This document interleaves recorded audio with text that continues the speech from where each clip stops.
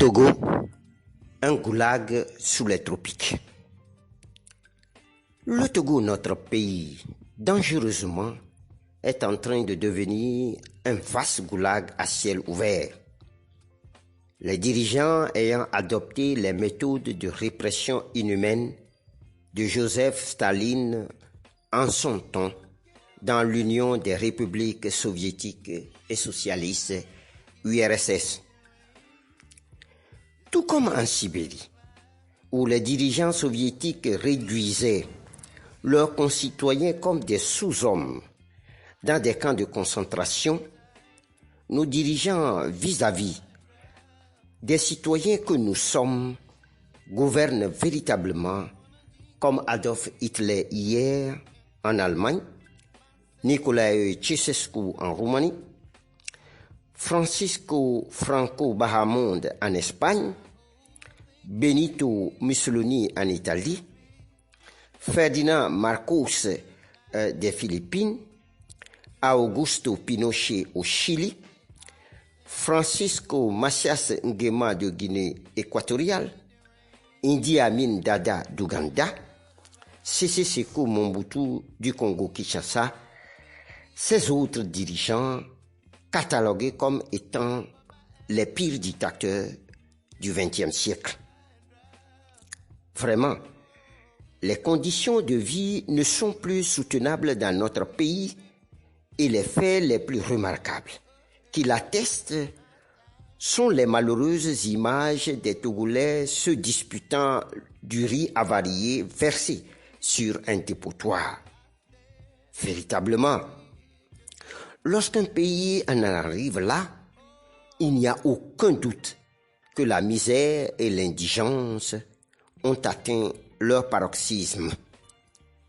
Mais devant un tel fait, qui devait susciter l'émoi chez la gente au pouvoir, celle-ci était plutôt préoccupée par des stratégies qui devront lui permettre la conservation du pouvoir ad vitam aeternam. Au nombre de ces stratégies, c'est la manipulation des consciences par des demandes de messes et autres cultes protestants et vaudous pour la consécration de la soi-disant Cinquième République.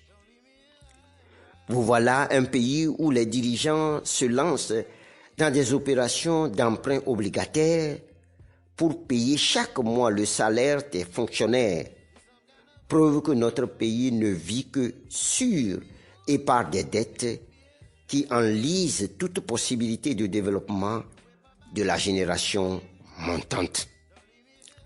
Vous voilà un pays où le régime dirigeant monte et forme des groupes d'autodéfense comme les nomme le chef de l'État pour aller régler des comptes à ses opposants, brisant, fracassant tête, bras et jambes parce que des citoyens disent non à la manière dont ils sont gouvernés.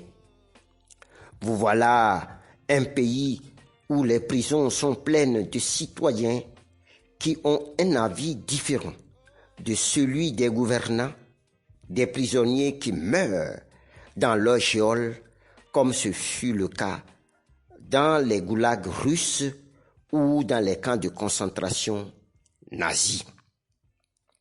Vous voilà un pays, le Togo, où tout manque. Les hôpitaux sont des mouroirs.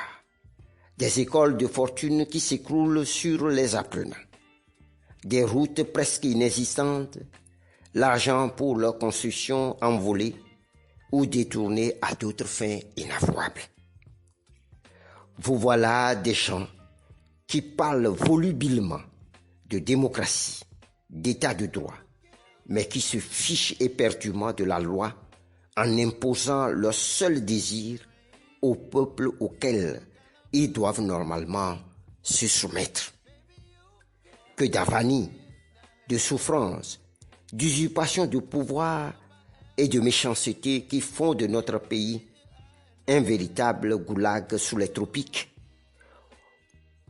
qui réduit la capacité du Togolais de s'émanciper et de se construire un meilleur avenir et par ricochet développer le Togo voulu lors de l'humanité par les pères de l'indépendance et fondateurs de la nation togolaise.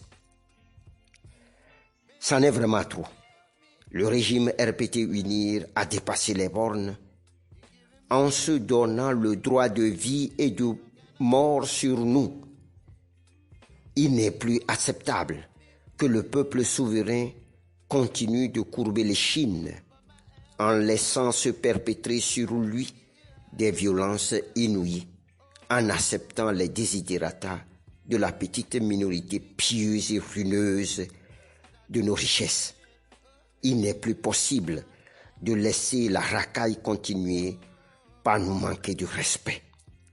Notre pays n'en peut plus qu'on l'affame et que lors des joutes électorales, on vienne à lui donner un sachet de riz, de gari et un pain de savon pour l'amener à voter ses bourreaux.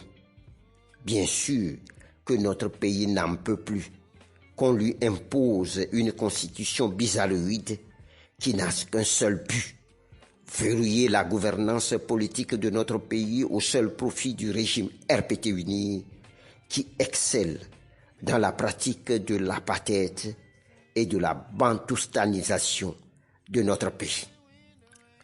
Nous n'en pouvons plus de nous voir dirigés par des gens qui sont en rupture de banc avec la morale, des gens sans scrupules, dont les hauts faits sont le vol, les assassinats et la déshumanisation de l'homme. C'en est bien trop que la caste de gens qui nous dirigent nous nargue au point de nous prendre comme des moins que rien.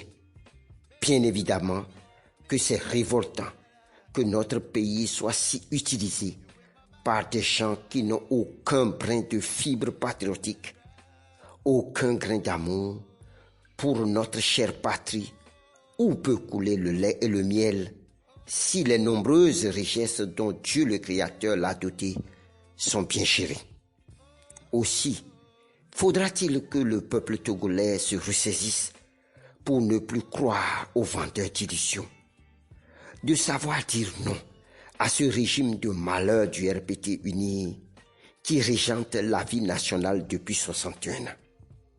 Bien sûr que notre pays ne se sortira jamais d'affaire que s'il se départit du mensonge et de la calomnie, toute valeur négative qui détruisent l'homme.